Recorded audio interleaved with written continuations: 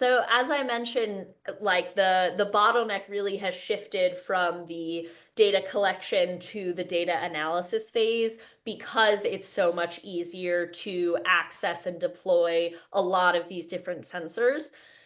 But their ability to run for really long, extended periods of time, which is again a product of really efficient batteries and the innovation in battery life. We're now have a ton of data, terabytes of data that we have to figure out how to analyze and interpret and make sense of. So the bottleneck has really shifted into that analytical space in figuring out how we process all of this information. So that's where a lot of work with AI has come to, pick species out of camera trap images to identify species based on their vocalizations, as well as I mentioned going below the species level and identifying individuals, which can help with assessing, density and abundance estimates. So that can be done, particularly for marked animals. WildMe is a really great platform that's involved in individual identification from imagery. But we're also finding that acoustically, a lot of species have individual identification, have calls that can be identified to the individual.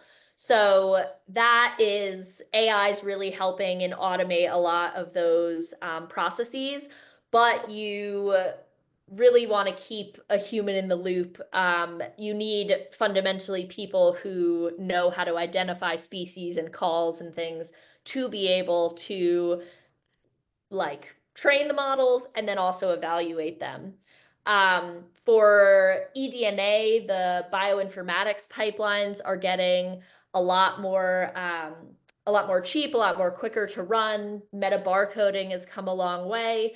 But there, the kind of big bottleneck is actually the availability of reference libraries and reference genomes to compare samples to. So when you have DNA in this, soil or water or air sample, and you're trying to compare it, sometimes we don't have, to the species level of everything in the world, of the entire tree of life. So sometimes we might only be able to get to, the genus or the family level, particularly when we get to things like invertebrates or fungi that are a lot less well understood and less sampled. So there are still, right, clear challenges to this. With the use of AI, a lot of, as you mentioned, there's a big push now to be implementing no-code solutions, interfaces that anyone can use. So for camera traps, Wildlife Insights is a big one. For acoustics, there's Arbimon and increasingly now wrappers for the BirdNet model. There's Merlin, which is an app on your phone to detect bird species from their calls. So there's a lot more kind of accessible software and interfaces that are being implemented so that you don't need to have a programming background to be able to understand the world around you.